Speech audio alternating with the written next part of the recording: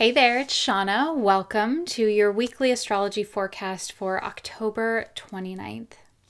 This week is about shifting gears because this week it may feel as if there's a little bit of a shift from one thing to the next. As always, I'm excited to share the astrology of this week with you, and I have 3 tips for you to make the most out of this week. So first things first, we have a conjunction of Mercury and Jupiter. And so this is really about exploring new ideas, really digging into the truth of things. Mercury is about the mind, thought process, and communication. When Mercury comes into contact with a planet, it can also symbolize where new information is provided, or maybe there's a new idea, new awareness about something. This planet, in this case, being Jupiter, and this is happening in the sign of Scorpio, 27 degrees of Scorpio.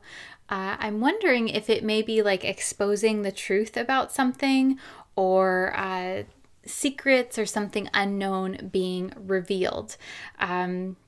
Scorpio is about really getting to the heart of something, getting to the truth of something. And Jupiter in Scorpio, I think, has also been a resource to us to really expand on what's been going on underneath the surface, Scorpio. The other thing that's happening this week is we have the last quarter moon in the sign of Leo. So this is happening Wednesday at 9:40 a.m. Pacific time.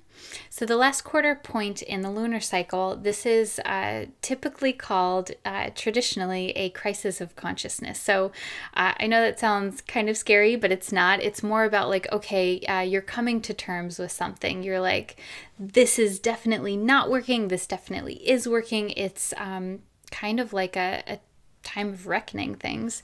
And so this being in the sign of Leo, it's like, okay, what is it that's really essential for your sense of presence, for your sense of pride, for your sense of self-confidence?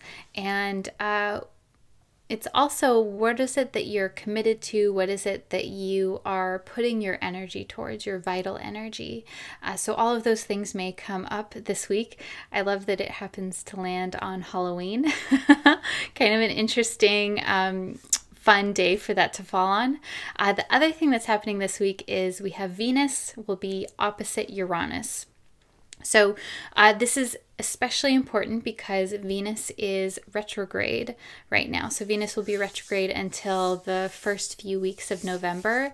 So what happens is Venus is moving or appearing to move backward through the zodiac. So Venus is getting to the early parts of Scorpio, and then Venus will be exactly opposite Uranus. And then Venus moves back into Libra. So it's kind of like this quick switch, quick change of gears. So Venus is all about relationships, love, beauty, values, money. And Uranus is about something changing very quickly, very dramatically, and unexpectedly. So this could feel like a little bit of creative tension, I think, where there is something that feels like it needs to change, or it could even be like a new creative insight. And I think that it lends itself to opening up to new possibilities. So I would keep that in mind this week. It doesn't need to be something bad. I know that we usually associate retrograde with something bad happening, but in this case, I think it's like opening new possibilities for you. And again, something that allows for a greater sense of freedom because of Uranus. So I have 3 tips for you to really make the most of this. Tip number 1 is to face the music.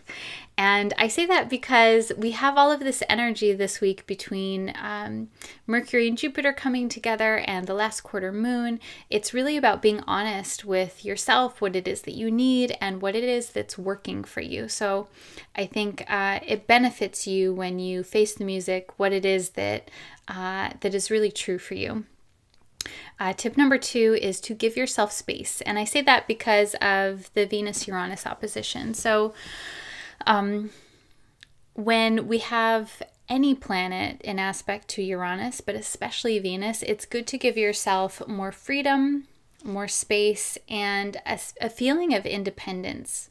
And so I don't know what that looks like for you, but everyone's a little bit different.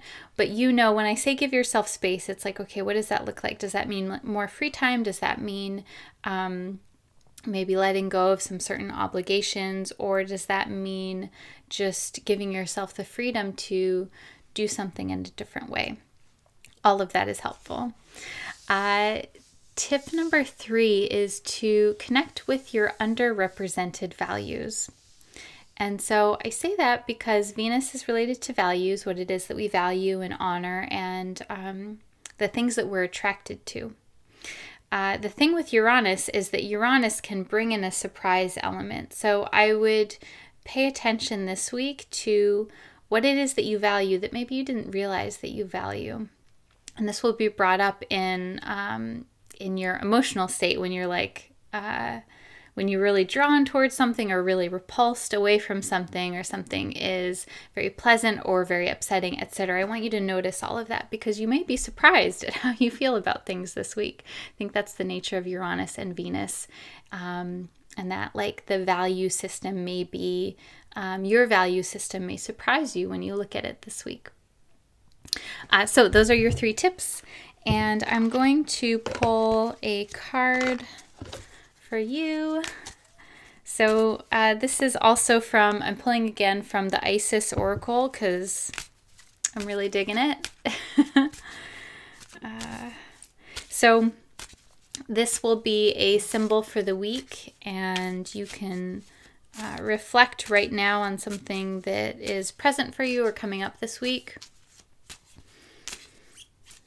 Or you can just relax.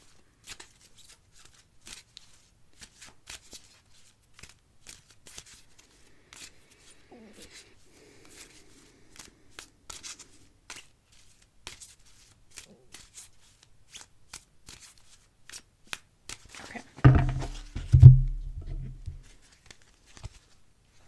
And this is a cool card. So these have an image on one side. And I like how this is like, this reminds me of the lower 3 chakras, like the solar plexus, the sun, and then the sacral, the orange, and then the root, the red. That's what that reminds me of. So this is, I'll read to you, the pillar of light. Pillar of light, burning bright. Earth star below, soul star above. Burn away all that is not light. Transform all into unconditional love. Star of Isis, descend. Your blessing and peace without end. Grace me now with peace and protection, completely embraced by divine perfection. What a sweet card. They don't all rhyme like this. So I like that. I'm really struck by how it's like this, the pillar of light burning bright, and how the pillar of light is kind of like burning out any impurities.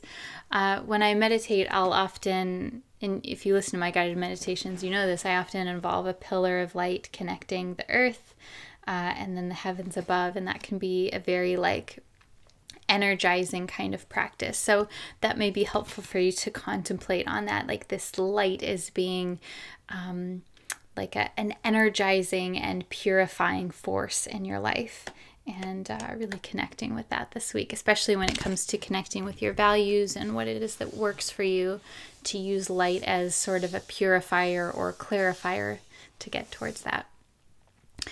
So that is your horoscope for the week. I hope that you enjoyed it. If you did, please share it with someone who you think would enjoy it as well.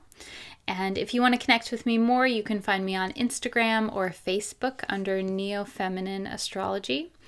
And if you want to know more about astrology and you are in the San Diego area this coming week, this Friday, I am leading a workshop. It's called Experiential Astrology, Connecting Cosmos and Psyche. And we're focusing on the moon. So it'll be a monthly community circle where we focus on one planet, and we really dig into the feeling of the planet through doing some different exercises and experiencing the astrology versus just talking about it. So I'll have a link below. That is this Friday at 7 o'clock, I believe, at Yoga Bound in Carlsbad. So super excited for that. Wishing you a wonderful week, and I'll talk to you soon. Namaste.